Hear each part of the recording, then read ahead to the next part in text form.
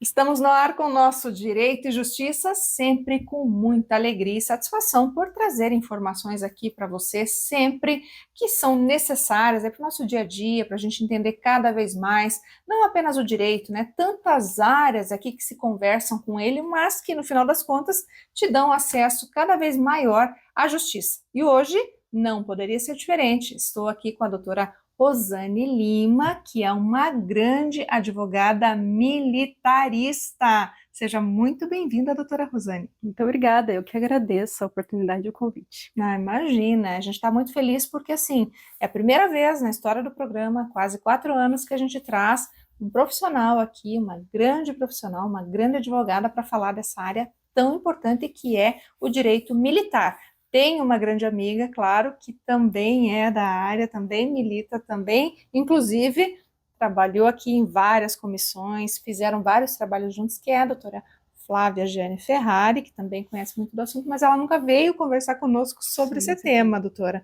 Você, então, vai inaugurar esse assunto aqui e tenho certeza que vai trazer luz aqui para todos nós, né, nesse dia tão importante, para falar desse direito que, na verdade, até ele está dentro aqui, como a gente falou, né, que é o direito, que daí é humanização, no caso. Na verdade, assim, o que a gente vai trazer hoje aqui no nosso bate-papo é o direito internacional humanitário, ou conhecido como direito internacional dos conflitos armados e popularmente o direito da guerra. Quando a gente fala em direito militar, são ramos diferentes do direito, mas óbvio, né, que o conflito armado ele envolve militares também. Então, por isso que a gente daí consegue mesclar isso aí, né? Exatamente, então, é direito militar e o direito internacional humanitário. Maravilha, então, gente. Bom, já deu para ter aqui uma prévia daquilo que nós vamos conversar com bastante profundidade hoje, então, nesse nosso programa. Mas antes da gente começar efetivamente falando sobre o assunto, nós vamos chamar o nosso patrocinador e depois a gente volta aqui para, então, ir aí para os desdobramentos desse que é um tema fascinante. Me aguarda aí, não vai embora não. Você já imaginou ter a tranquilidade de saber que seu imóvel está regularizado? Com a regularização, seu lar passa a fazer parte oficialmente da cidade, garantindo segurança para sua família e valorização do seu patrimônio. Aqui na Domínio Legal Regularização de Imóveis, esse é o nosso compromisso. Aplicamos medidas jurídicas, urbanísticas, ambientais e sociais para transformar núcleos urbanos informais em áreas regularizadas, garantindo a titulação dos ocupantes. Porque um lar seguro começa com a legalização. Domínio Legal Regularização de Imóveis. Construindo segurança, garantindo o futuro. Uma parceria Domínio Legal e Soft Mapping Cartografia e Geoprocessamento. Porque regularizar é valorizar. Faça parte dessa conquista.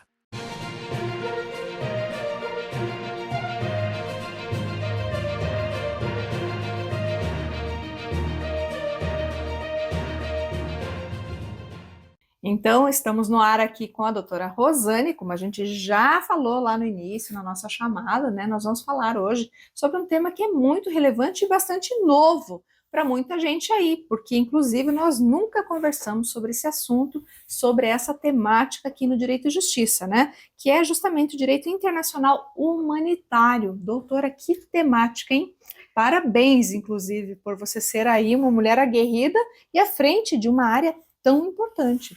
Realmente, essa área do direito, muita gente não conhece, mas é uma área realmente muito importante, né, porque ela rege as questões dos combates, dos conflitos, tanto armados internacionais quanto nacionais, e é preciso que a gente entenda como funciona, porque as pessoas assistem a TV e veem conflitos acontecendo o tempo todo, guerras, né, como temos acompanhado ultimamente, mas não sabem que existe uma norma internacional que regula isso, não é? Existem as regras do jogo. Uhum, E- isso que muitas vezes as pessoas não sabem, não né? Nem que sabem, existe, né? né? Exatamente.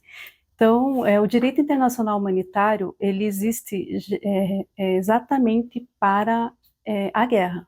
Né? Então, Uhum, ele tem lá o seu momento. Eu vou falar guerra, que é uma expressão mais conhecida, mas normalmente a gente fala conflitos armados, né? uhum, Internacional ou de caráter não internacional. uhum, Numa guerra não se pode tudo, né?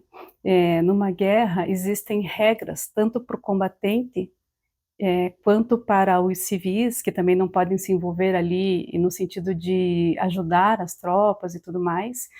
E, na verdade, o fundamento, explicando assim, o objetivo maior desse direito é resguardar a população civil, que é uhum, aquela que não tem culpa, que é aquela que não está armada, que é aquela que acaba sendo o efeito colateral da guerra. Às uhum, vezes a gente assiste na TV e vê, nossa, várias pessoas morreram, mulheres, crianças, nossa, que absurdo. Mas existe um direito que regulamenta isso, uhum, justamente para que não vire uma carnificina, uma barbárie. Então existe tanto o direito para aqueles que não estão participando do combate, do conflito, quanto para aqueles que deixaram de participar em algum momento, como os combatentes feridos, os prisioneiros. Existem também a proteção para aqueles religiosos que estão ali, existe a proteção também para os médicos, e o direito internacional humanitário ele vem justamente para regulamentar isso e uhum. trazer um certo equilíbrio no conflito. Nossa, você veja, eu, por exemplo, né, hoje para mim, né, mesmo sendo da área jurídica, é surpreendente ouvir falar sobre isso, porque para mim, como é guerra, e eu acho que para muitos telespectadores aqui, soa um tanto quanto estranho, porque numa guerra dá a impressão de que vale qualquer coisa, né? Você vê quanta gente sendo realmente, né, sendo despojada de tudo que tem, isso quando não perde a própria vida. Então dá a impressão que assim é uma terra totalmente sem lei, literalmente, e que não há nada que possa impedir qualquer tipo de situação. Tanto é assim, até, doutora, aproveito para lhe questionar, então, por exemplo, né, porque existem os crimes de guerra, enfim, várias situações que a gente sabe que são passíveis de punição, né, temos o tribunal, inclusive, né, que é Penal internacional, internacional, que sim. vai, né, julgar esse tipo de crime. Nesses casos, então, a gente está falando desse tipo de situação pelo fato de haver uma infringência muito grande a esta tutela que o direito militar possui sobre estas questões? Exatamente isso. Então, o direito internacional humanitário, ele existe para que os estados que estão no conflito sigam a regra, o que está ali inserido, infringindo essas regras, né, ficando evidente ali que eles não estão cumprindo aquilo que foi pactuado através das convenções de Genebra, existe uma responsabilização, sim. E a Uhum, responsabilização, ela é tanto do indivíduo que participou, não só do combatente, do civil, do chefe de estado, do comandante, né, do comando daquela tropa. Todo uhum, mundo pode responder sim pelo crime de guerra, crime contra a humanidade, genocídio, dependendo da situação. E o uhum. Tribunal Penal Internacional é que tem essa legitimidade e competência para julgar essas situações. Uhum, é interessante, né? Por isso que, então, aí quando a gente está diante, por exemplo, de um cenário de guerra em que são aí consumados inúmeros crimes, né? É para o penal, esse Tribunal Penal Internacional que vai aí a competência, então, de julgamento desse tipo de crime, né? E daí, dentro dessa ordem, então, quais seriam, que se pode, vamos pensar assim, né, friamente, se pode chegar e jogar uma bomba destruindo, sei lá, um prédio, né, onde morem, residam várias pessoas, vários civis. Se pode fazer isso. O que não poderia, então, ser feito, por exemplo, né? Falando assim, bem friamente aqui, né? Sim, sim. Na verdade, o direito internacional humanitário, ele é regido por algumas normas que são as convenções de Genebra, os Uhum, protocolos adicionais e o direito de Haia. Mas também tem os princípios que regem essa relação, que é o princípio da humanidade, menos uhum, sofrimento possível à população, ao civil, aquele que está fora de combate, aquele que por algum momento saiu, né? Aquele que não participou e aquele que saiu do combate. Tem o princípio da distinção, que é muito importante. O princípio da distinção exige que se diferencie quem é civil de quem é militar, o uhum, combatente, de que é um alvo civil e do que é um alvo militar. uhum, E evite-se ao máximo atingir alvos civis e o civil sob pena de cometer crime. Esse é um princípio muito importante. Também tem o princípio da proporcionalidade.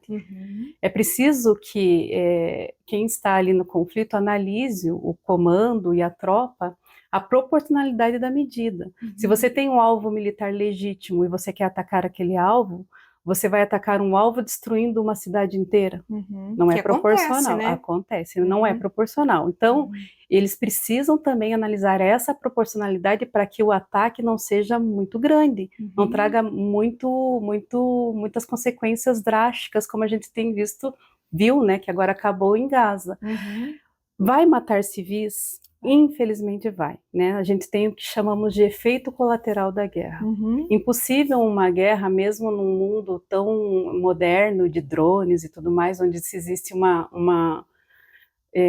você encontra um alvo com mais precisão, mesmo assim existem os efeitos da guerra, tanto para a população civil, quanto para o meio ambiente, além de economia e tudo mais que vem depois, né? Então, o princípio da proporcionalidade, ela visa essa questão de ser proporcional e da precaução.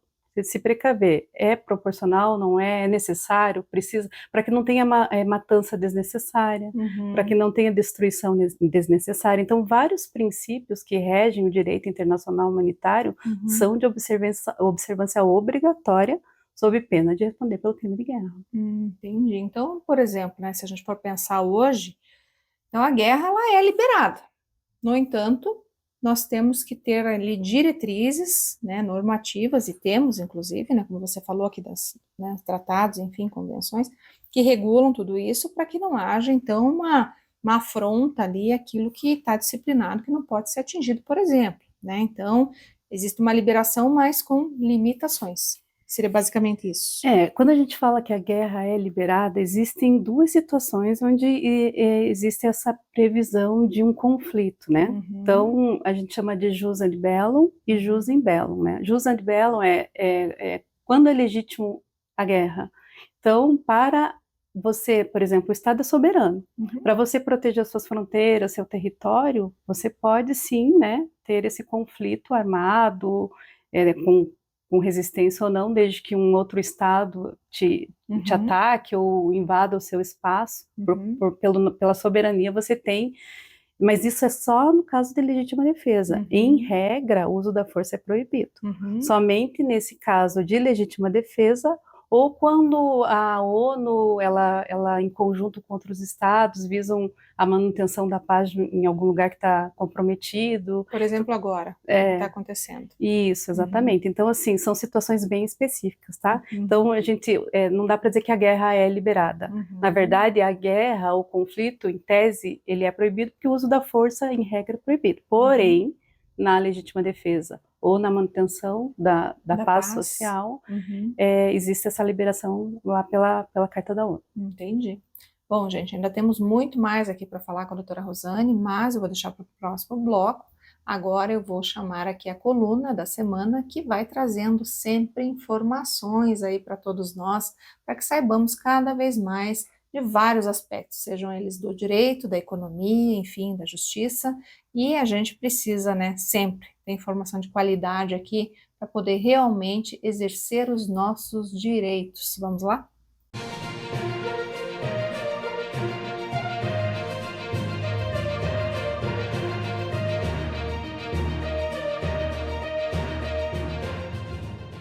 Olá pessoal, tudo bem? Sou Flávia Ferrari, professora e advogada. Hoje eu vou tratar com vocês sobre a questão do papel do advogado na OESG. Quando nós falamos ESG, nós estamos tratando sobre a questão de governança ambiental, social e corporativa. Nessa questão, a aplicação do direito, ela é muito clara e abrangente. Em que sentido? No sentido que é fundamental que o advogado esteja presente até mesmo nas questões de conformidade das empresas. E não somente das empresas, da administração pública também, pois com as crises climáticas que nós estamos passando, estamos sentindo, né, o impacto econômico em todos os sentidos. Então, por esse motivo que o papel do advogado ele é imprescindível nas relações da ESG. Por quê? tem a questão do impacto econômico, a questão de novos negócios sendo realizados que precisam desse acompanhamento jurídico, essas evoluções, né? E também a questões de operações comerciais, né? Cláusulas de sustentabilidade que já são incorporadas nos contratos, até mesmo em contratos relacionados a financiamentos. Então, hoje em dia, o papel do advogado, ele acaba sendo multifacetado. E por isso que ele é de grande importância nessa assessoria. Inclusive na questão de uma assessoria preventiva e até mesmo na questão contenciosa. Então, por esse motivo que hoje faz muito importante a presença do advogado na aplicação em conformidade com a ESG. Esse é o recado que eu tenho para vocês. Até a próxima. Tchau.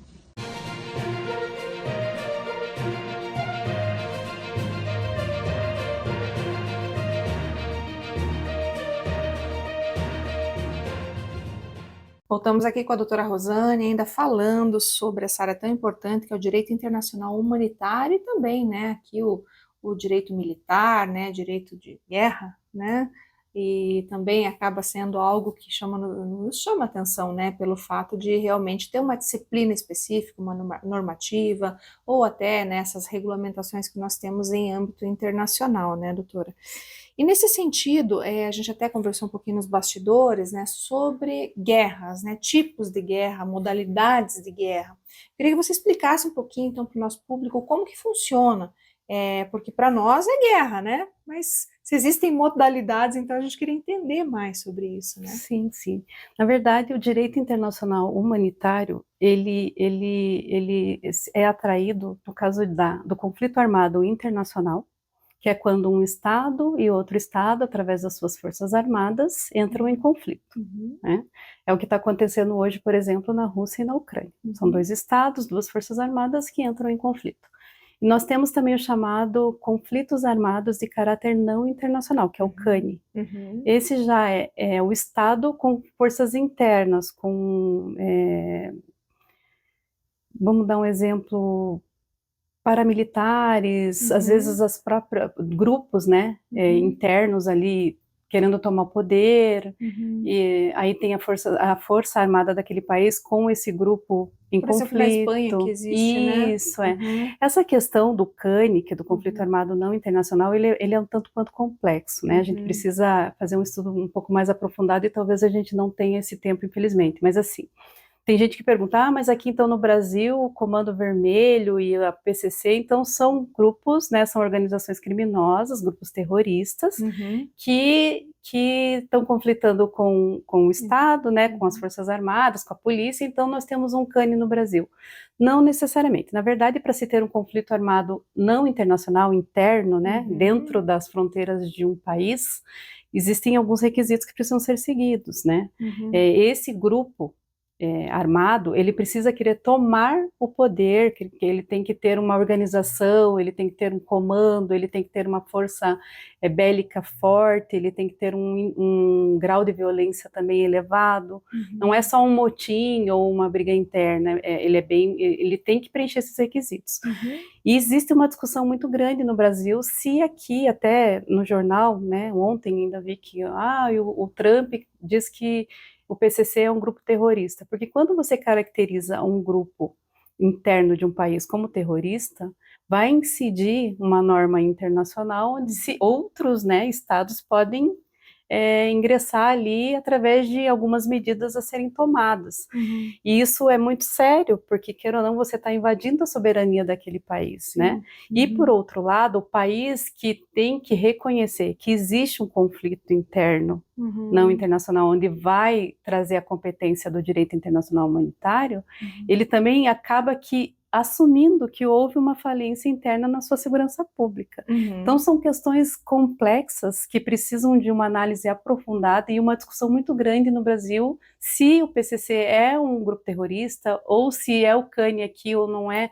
Isso ainda não tem uma conclusão definitiva, Então, é muito divergente essa Muito situação. embora a gente tenha, por exemplo, os Estados Unidos entendendo que sim, Sim, né? Pela análise, mas também, por outro lado, a gente entende que, como você falou também, que é muito importante ressaltar, que é assumir, né, para o Brasil seria assumir a sua própria falência e incapacidade, né, de resolver. controlar, né, a situação em si. Então, é algo bastante complicado, né, realmente para o país e especialmente para nós, brasileiros que estamos à mercê, né, de terroristas ou atos terroristas ou organizações criminosas desse JAS, e acabamos então ficando aí entre, né, o nosso governo que não reconhece e os Estados Unidos que dizem sim. Exatamente. E veja como é complicado. Quando você entende que existe um conflito internacional, um armado não internacional interno,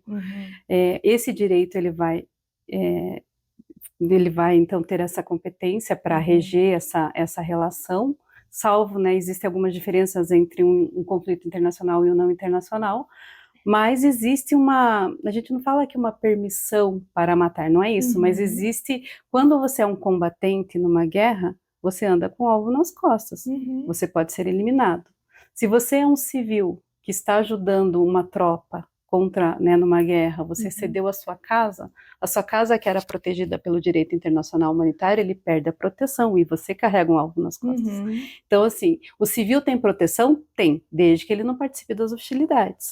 O combatente tem a proteção do direito? Também tem, porque é proibido usar armas que causem sofrimento desnecessário, existem algumas regras enquanto ele está, né, combatendo, existem regras quando ele vira um prisioneiro, ferido, ou ele se rende, não pode ser abatido, né, não pode ser morto, não pode ser ferido. E quando a gente fala de trazer essa normativa, né, para regular essa questão interna, ainda que o CANI ele não tem o estatuto do prisioneiro e nem do combatente, existem algumas restrições aí, não, mas aí se reconhecer, as Forças Armadas vai matar deliberadamente, né? Então, existe muita discussão em relação a isso, que precisa passar aí por profissionais da área e se chegar a um consenso para saber o que fazer, porque realmente a situação é complicada no nosso país. Ah, com certeza, né? E o que mais complica realmente é a gente ter, né, uma coerência em relação a esses aspectos todos aí, né? Mas quando a gente fala, então, de, por exemplo, né, modalidades, tipos de guerra, né? E até você comentou no bloco anterior também que nós temos disposições legais que justamente, né, vêm aí para trazer ordem nesses conflitos e na guerra, né? Eu queria que você falasse um pouquinho dessas fontes, né, normativas que regulamentam, então, esse direito, para a gente entender, né, ainda que você já tenha começado, mas eu acho importante a gente entender exatamente onde consta essa disciplina, até para quem quiser consultar, entender melhor, né, como eu falo, a gente também está aqui para inspirar pessoas, né, para inspirar a pessoas, por exemplo, estudantes de direito ou advogados que eventualmente gostem, falam, puxa, eu não tinha pensado nessa área, né, então sempre importante até para que a gente possa cada vez entender um pouquinho melhor. Veja, é interessante realmente aqueles que gostam, né, se aprofundar na matéria, estudar, até porque existem poucos profissionais na área. E aquele, por exemplo, o comandante, ele precisa de um assessoramento jurídico também, de saber, posso, não posso, o que vai acontecer, quais são as consequências, né? E aquele que foi ferido também, puxa, eu fui ferido, o que pode ser feito e tudo mais. Então, esse profissional é um profissional que, embora poucos no nosso país, ele tem uma importância muito grande nesse cenário.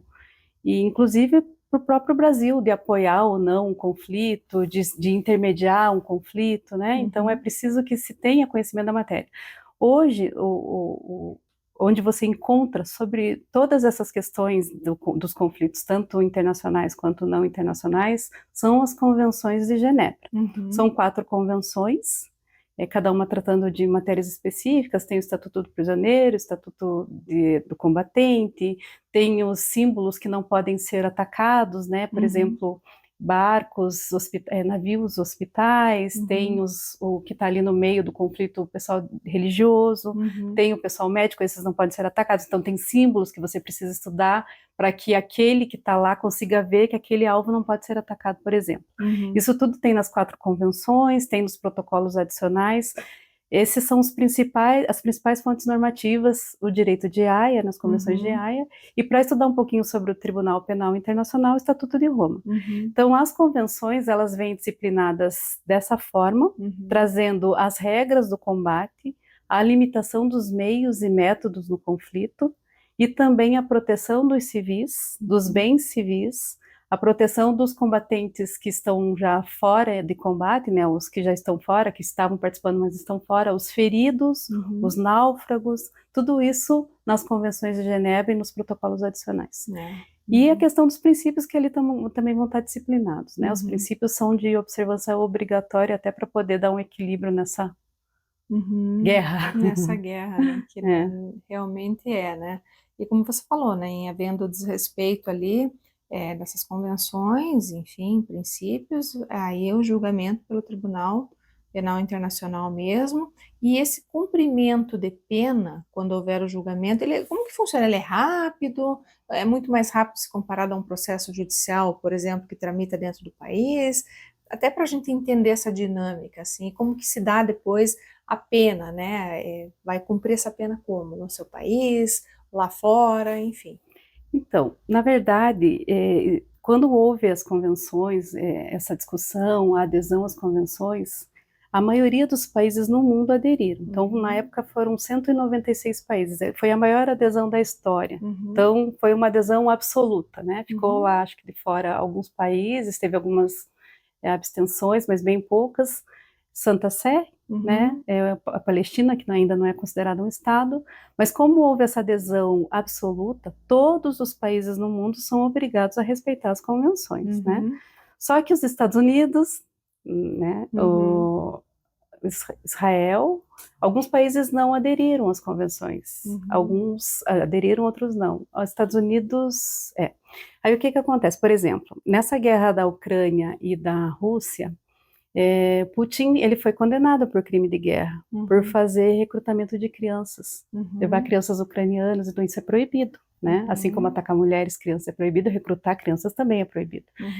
E houve a expedição no mandado de prisão por crime de guerra, que ainda não foi cumprido. A Rússia, ela aderiu às convenções? Sim. E por que então não foi cumprido? É que quando vocês pedem um mandado de prisão para uma certa pessoa, autoridade, chefe de Estado por crime de guerra, isso precisa ser referendado naquele país.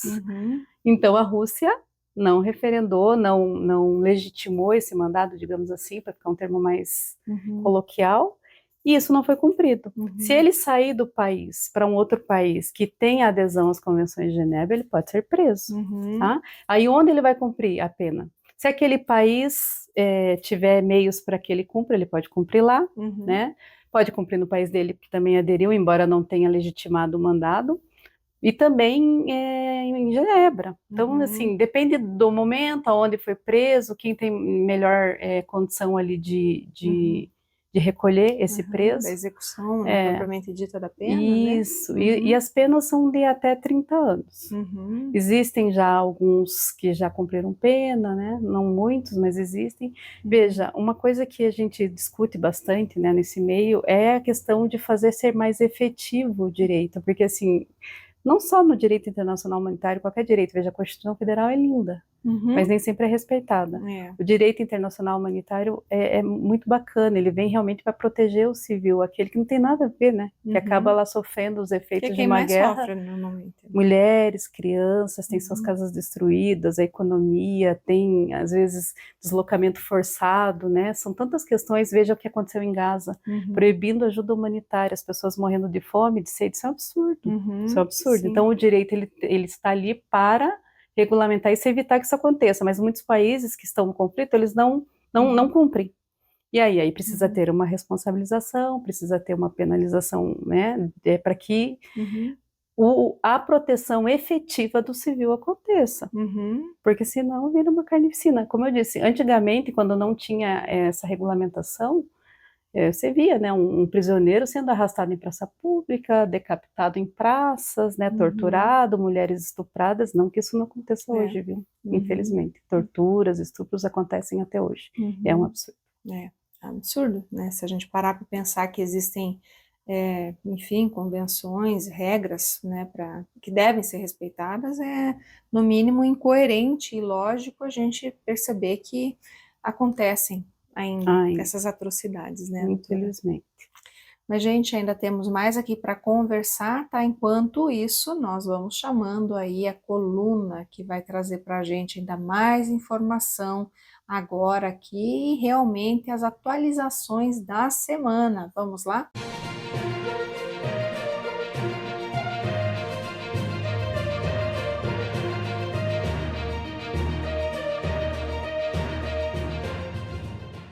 Seja muito bem-vindo ao nosso quadro, um lugar de inspiração, autoconhecimento e empreendedorismo. Tem mulher que tem tudo na vida. Tem um bom trabalho, ganha bem, tem casa, família, filhos, tem uma agenda de trabalho cheia e uma conta corrente gorda. Mas o coração dela não se sente assim tão cheio. Muito pelo contrário, é um coração que muitas vezes está vazio. E essa mulher, ela começa a se perguntar: por que eu me sinto assim?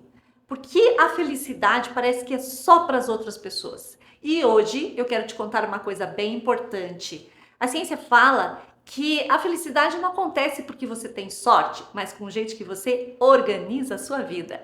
Por isso que o tema de hoje é organização para uma vida mais feliz, com 5 pilares que eu quero contar para você. E eu gosto também sempre de dar uma olhada nas escrituras para trazer para você. E em João fala que nós devemos nos permanecer conectados à fonte da vida. Porque com isso nós nos alinhamos por dentro e não apenas pelas coisas que vivemos. Existe uma causa invisível para a infelicidade e ela é pouco percebida por nós, porque quando nós temos tudo que precisamos ou quase tudo, a gente até pensa que está tudo bem, mas o coração está ali falando que não está faltando alguma coisa. E isso acontece na nossa vida quando ela está organizada para a gente conquistar sonhos, objetivos e não para conquistar a nossa felicidade. E é nessa hora que muitos sentimentos aparecem.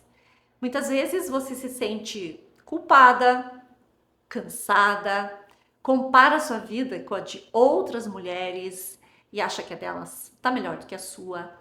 Você está sempre em débito com você mesma. Aquele tempo que você não tirou para as coisas que você gosta. Você faz tudo para os outros e não sobra quase nada para você. E talvez você conheça alguém que esteja vivendo isso nesse momento. Ou você já viveu isso. Mas você pode superar esses sentimentos e viver com mais felicidade. Eu sou empresária, mentora, especialista em psicologia positiva e neurociência.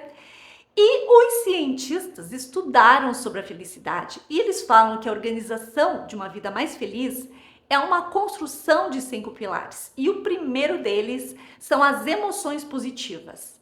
Mais tempo para a família, mais tempo para os amigos, dar aquele abraço gostoso, apertado em quem você ama.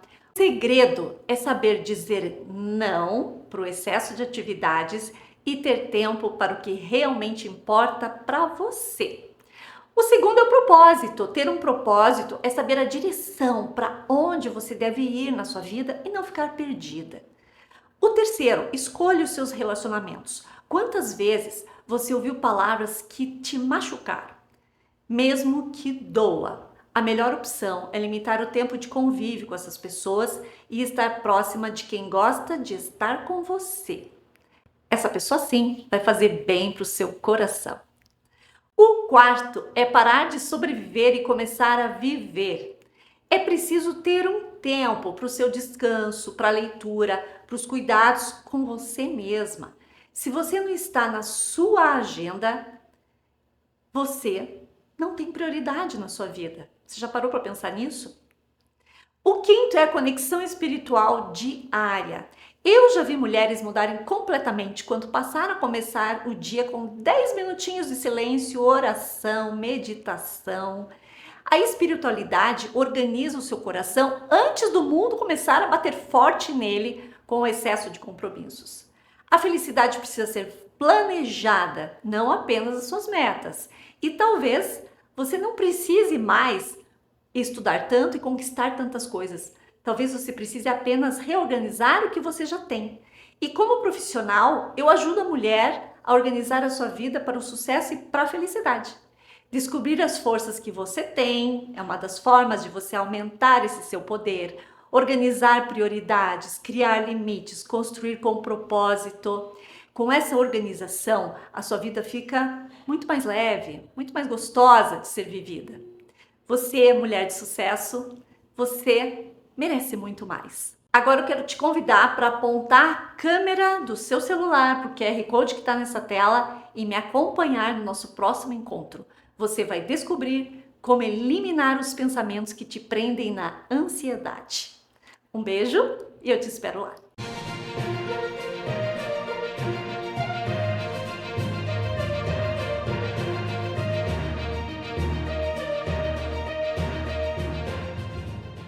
Voltamos então aqui com o nosso terceiro bloco e ainda nesse assunto tão interessante aqui que é o direito internacional humanitário.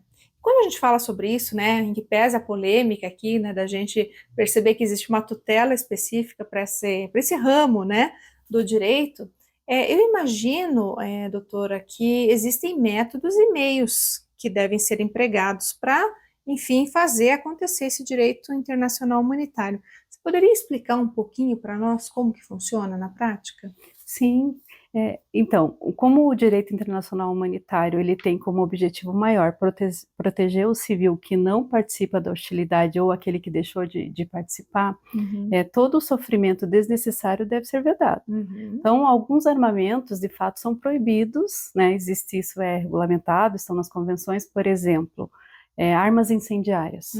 Bomba atômica também, exatamente. né? Armas químicas e biológicas são proibidas. Minas que não sejam específicas para aquele alvo, para aquela pessoa, para aquele militar que possa atingir civil, também é proibido. Então, essas armas que causam um sofrimento muito maior, né, do que levar um tiro, por exemplo, ou que deformem a pessoa e que depois ela fique lá deformada, né, que nem as minas terrestres, né? Que eram terríveis. São terríveis. Então, essas são proibidas. Armas químicas que possam destruir a vegetação, a natureza, envenenar a água. Então, tudo isso é proibido.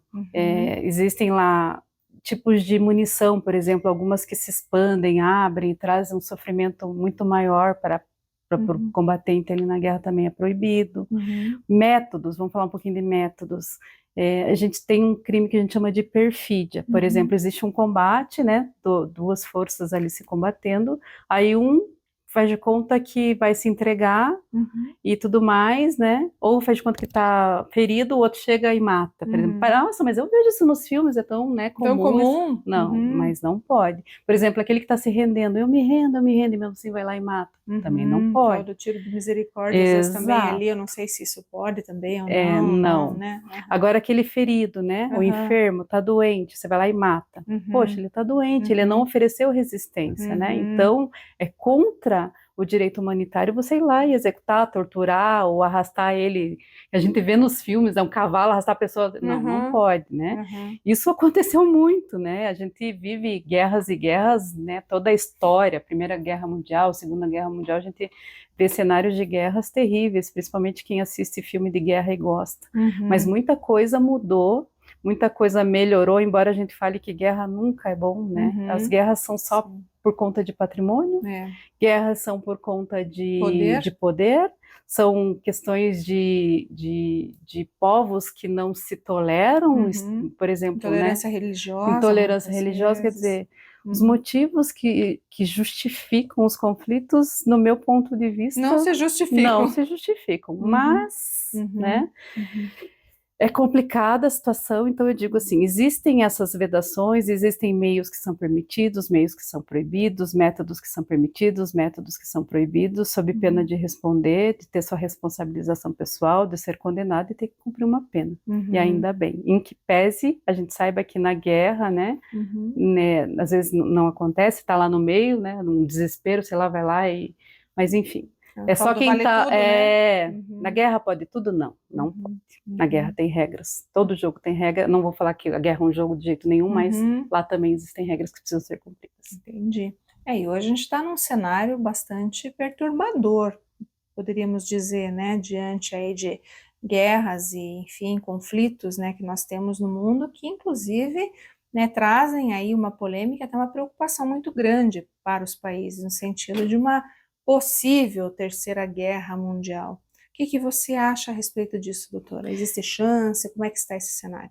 Olha, é até difícil afirmar, né? Mas assim, vivemos momentos difíceis, né? Uhum, Os Estados Unidos ali, eu não vou entrar nessa polêmica, porque existem aqueles que concordam e que não concordam, mas veja a luz do direito. uhum, Poderia o Trump, né, um chefe do lado de Estado, dos Estados Unidos, entrar num outro país e sequestrar o chefe daquele país, porque a população ela está ali oprimida, né? Ela está não poderia fazer isso, né? Ele uhum, fez, mas não poderia à luz do uhum, direito internacional, porque veja, se ele pode fazer isso lá, ele poderia fazer em qualquer país. Daqui a uhum, pouco, eu não gosto do presidente Lula, então eu vou lá e vou sequestrar o presidente porque o povo está reclamando dele. uhum, No Irã é a mesma coisa, se falou muito do regime, né? uhum, Ah, o regime do Irã, ele é opressor, ele oprime as mulheres. Sim, eu concordo, mas isso justifica, né, ele fazer o que ele fez, ele ir lá e atacar, e o primeiro teve um ataque de Israel, que eles estão juntos nesse conflito, a uma uhum, escola de mulheres, de meninas, mais uhum. de 200 meninas. Meu Isso é Deus. considerado crime de guerra. Primeiro que uma escola não é um alvo militar, Uhum. é um alvo civil, é Uma civil, instituição civil, não né, que não poderia ser poderia. atacada pela lei. Uhum. Crianças não podem ser atacadas, até porque não oferecem resistência, não tem Nenhum risco, nenhum né? risco. Quer Uhum. dizer, houve ali um crime de guerra, eu, no meu entendimento, com Um certeza. bárbaro, né? Um Aí crime de Israel guerra. justifica dizendo que ali era um comando, um posto de comando do Hezbollah. E por isso ele atacou. Até foi há muito tempo atrás. Quer Aham. dizer, as informações inteligentes. É verdade, não é? Veja. Quando a gente fala também de Gaza, houve muito ataque a hospitais. O Uhum. hospital pode ser atacado? Evidente que não, Uhum. porque ali estão sendo tratados feridos e tudo mais. E por que então que Israel atacou várias vezes, a gente viu na TV? Ele Uhum. atacava sobre a justificativa de que embaixo do hospital, no porão, estava lá Escondido, né? o Uhum. grupo lá, e que, porque assim, na verdade, à luz do direito, quando você abre a sua casa, ou quando você tem ali um comando militar ali dentro, articulando ataques e tudo mais, você perde a proteção e Uhum. aquele lugar que antes era protegido passa a ser um alvo. Uhum. Isso é fato. Mas é preciso uma análise muito criteriosa para isso, de Uhum. realmente entender se isso está de fato acontecendo. É preciso uma inteligência muito acentuada para analisar, é preciso uma investigação, é preciso o jurídico ali dizendo: olha, tem dúvida, não faça, né? Uhum. Porque se você, na dúvida, vai lá e faz, É. depois você vai responder por crime. Uhum. Benjamin Netanyahu também tem um mandado de prisão pelo Tribunal Penal Internacional por crime de Uhum. guerra. Uhum. E não só isso, a gente precisa ser mais humano. Quando a gente fala em direito internacional humanitário, a gente já fala de uma certa relativação dos direitos humanos. Uhum. Que até vou fazer aqui uma observação. Direito internacional humanitário, direito internacional dos conflitos armados e direito internacional dos direitos humanos são coisas diferentes. Uhum.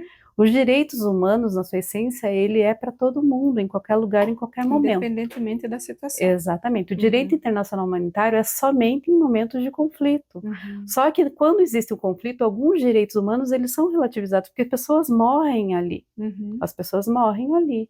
Mas não significa dizer que os direitos humanos ele não precisa ser observado também, né? Uhum. Tortura, não pode. O direito internacional humanitário proíbe e o direito internacional de direitos humanos também. Então é Uhum. preciso ter essa análise e sempre tentar preservar o civil, o Uhum. bem civil, que Uhum. ele não tem nada a ver com o conflito, né? Ele só Uhum. quer poder seguir a vida dele, de repente uma bomba explode, ele morre, a família morre, e aí como é que fica? E é Complicado. lamentável, né? Porque a gente sabe que, infelizmente, na guerra mesmo, parece que ninguém respeita nada, Ninguém respeita né? nada. É simplesmente sai matando e quantas coisas a gente já viu, especialmente mulheres vulneráveis, crianças, né? Então é lamentável o que a gente vê e por isso que a guerra por si só ela é injustificável, É né? injustificável. Porque não faz sentido, né? Você está hoje né? Imagina no século XXI, ano 2026 e ainda havendo disputas como estas que a gente percebe, né, por intolerâncias, por enfim, tantas outras situações que poderiam ser resolvidas especialmente por poder, né? E a gente sabe que poderiam ser resolvidas de tantas outras formas, e infelizmente a cegueira do homem, a ganância, a ambição desmedida, enfim, tudo isso que a gente vê acaba nos levando para uma ladeira, né? Uma ladeira, e ao invés da gente poder usar toda a tecnologia que nós temos em nosso favor, o desenvolvimento da ciência que está chegando assim a um nível que você fala, nossa, como eu sou privilegiado de viver esse momento, né? Porque hoje, com tantas coisas, tantas curas, tantos tratamentos que a gente está vendo, né? Nossa cientista brasileira, inclusive, aí, né, fazendo tanta gente voltar a ter movimentos, né, voltar a andar. Então, você olha assim, para quê? Pra quê? Para que tudo Pra isso, quê? né? Mas, infelizmente, a gente vive num mundo que a ambição, sei lá, a maldade mesmo, né, das pessoas, ela ainda fala mais alto, e a gente fica, infelizmente, né, à mercê e tendo que lamentar. Infelizmente, né, por esse lado, e felizmente pelo lado do direito, que nós temos aí grandes profissionais como a doutora, que realmente faz esse belíssimo trabalho, né, de estudar, se debruçar e realmente estar nessa área tão importante, né, de tutela, desse que é realmente um dos piores episódios e momentos da nossa história, que é quando, né, seja aí as nações vão se degladiar, ou mesmo até internamente esses conflitos armados que nós vemos aí entre povos, né, da mesma origem, ou talvez de origens diversas no mesmo território, que não se entendem de jeito nenhum há séculos, né, muitas vezes, né, mas estamos aí para tentar entender isso, né, doutora? Mas é complexo. É complexo. Muito.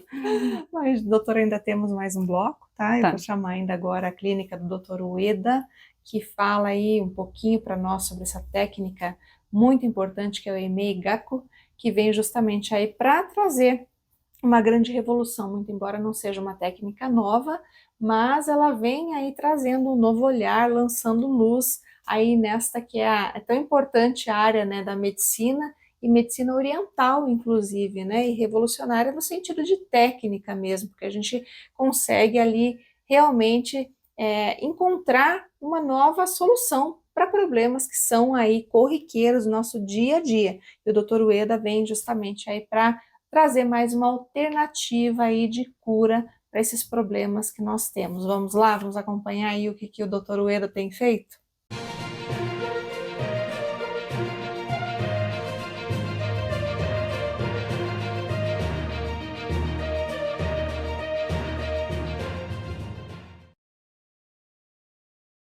A lei universal de causa e efeito rege toda a natureza e também precisa ser observada nos tratamentos dos males do corpo.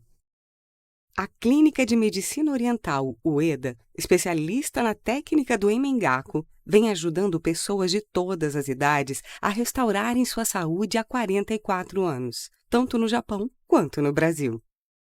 A medicina oriental busca o tratamento da causa das doenças para o resgate da saúde de todo o organismo, soltando e tirando a rigidez dos músculos e tendões, alongando e devolvendo os nervos para o seu lugar.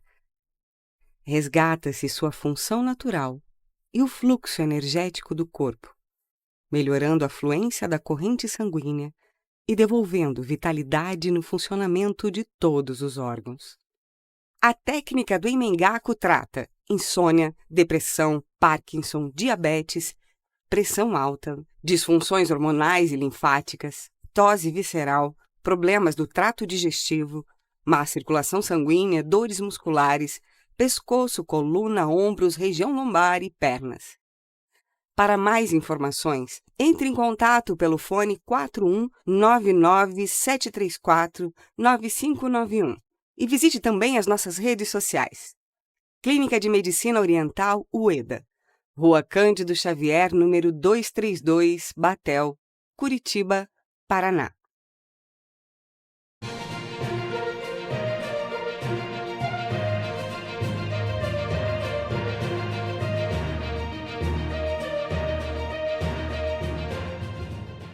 Voltamos aí com o nosso último bloco, então, falando sobre esse assunto tão importante que é o direito internacional humanitário, direito de guerra, direito militar.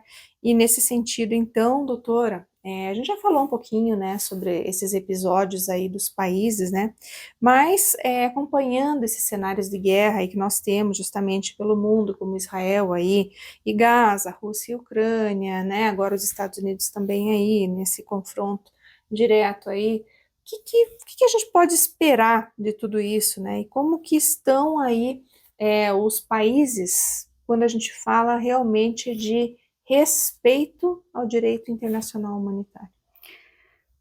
Veja, uma guerra, um conflito, ele traz como consequência, né, como um efeito colateral, morte de civis. Uhum.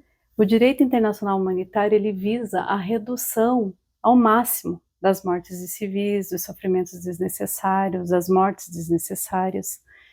E os países, eles, eles aderiram às convenções, eles são obrigados a cumprir o que lá está convencionado. Mas acontece isso, eles cumprem. Veja, eu até no último livro ali sobre direito internacional humanitário, eu fiz uma breve consideração entre essa questão da população civil e das violações ao direito internacional humanitário, fazendo uma comparação também entre a guerra da Ucrânia e da Rússia e de Gaza, de Israel e Gaza. No meu ponto de vista, tá? Lógico, as guerras, os conflitos são recentes, muitas coisas foram retiradas de manchetes, de jornal, e a gente sabe que às vezes é um tanto quanto tendencioso. Ao longo do tempo, e quando passar mais tempo, a gente vai saber exatamente o que aconteceu. Mas ao que me parece, houve sim graves violações nesses confrontos, né? Nesses conflitos. Principalmente no meu ponto de vista de Israel e Gaza. Ainda que tivesse lá um grupo terrorista, né, o Hamas, que também não foi considerado por alguns países um grupo terrorista, justifica a matança deliberada de civis como teve? Eu vi uma foto de Gaza antes do conflito, que durou aí quase 3 anos, né, 3 anos, e depois está em ruína. Eu vi fotos de animais, cachorro comendo restos de pessoas. Muitas crianças mortas, mães chorando, mulheres mortas, tudo destruído, hospitais destruídos, as pessoas sem comer. Israel impedindo ajuda humanitária sempre no pretexto de que o grupo terrorista estava ali, ou estava lá, ou estava ele mesmo impedindo ajuda humanitária, ficou um jogando a responsabilidade para o outro. Quer dizer, a população de Gaza lutando contra os terroristas de dentro e contra Israel. Quer dizer, olha o quanto essa população foi massacrada. Ela sofreu demais, as pessoas sofreram demais, foi horrível aquilo. A gente assistiu, eu tinha cenas que eu via ali que me dava vontade de chorar. E eu pensava, meu Deus, mas ninguém pode fazer nada. Cadê os países? Cadê todo mundo? Vamos lá, eu posso ir lá, pegar e resgatar, o que eu posso fazer? Não, não pode, né? Não tem como. Quer dizer, você tem que ficar assistindo aquela matança, aquela carnificina sem poder fazer nada. Isso foi horrível. Então, no meu ponto de vista, e assim, né, pode ser que tem quem discorde, e baseado em fatos que foram tirados da internet, de jornais e tudo mais, e aquilo que a gente viu na TV. Tem gente que fala, a TV mostra aquilo que ela quer, ela tem gente que fala, sim, concordo, mas me pareceu que aquilo foi muito real. Então, houveram sim violações. Me parece que o ódio de um povo, ele prevaleceu. Porque a história ali dos palestinos, de Israel, ela vem de muito tempo atrás, né? Secular, É um né? conflito muito antigo. Então, assim, no meu ponto de vista, houve graves violações, sim. Tanto é que Benjamin Netanyahu tem, né, um mandado de prisão por crime de guerra. Rússia e Ucrânia, houveram violações também. Não, no meu ponto de vista, não tanto quanto Israel e Gaza, mas houveram. Hoje a gente tem que pensar também que existe uma modernização da guerra. Existem guerras cibernéticas, existem guerras informacionais. Houve aí um marco, né, na guerra da Ucrânia, que é a questão dos drones. Quando você fala num drone, você tem uma precisão maior do alvo, né? Você não precisa atacar, às vezes, um espaço inteiro, matar várias pessoas, você pode ser mais direcionado. Isso pode ser bom, né, para evitar que tenha uma matança, e também pode ser ruim, porque existem drones teleguiados, por exemplo, né? Então, veja, a Ucrânia, no meu ponto de vista, tirando essas questões das crianças, que a Rússia, né, pegou crianças ali, teve recrutamento de crianças, Teve um massacre também na cidade de Mariupol, na Ucrânia, que era uma cidade portuária, onde houve ataques a hospitais. Teve também questão de tortura de prisioneiros de guerra, de pessoas feridas. Há relatos de estupro também, né? Então, isso tudo é violação ao direito internacional humanitário. Muito menos que há anos e anos atrás, sim, né? Porque as coisas vão evoluindo, as tecnologias vão melhorando, a precisão no combate também. Isso é bom, até no sentido de que você não precisa pôr uma bomba inteira, você pode ir, né? Só que assim, essa decisão cabe ao comando, né?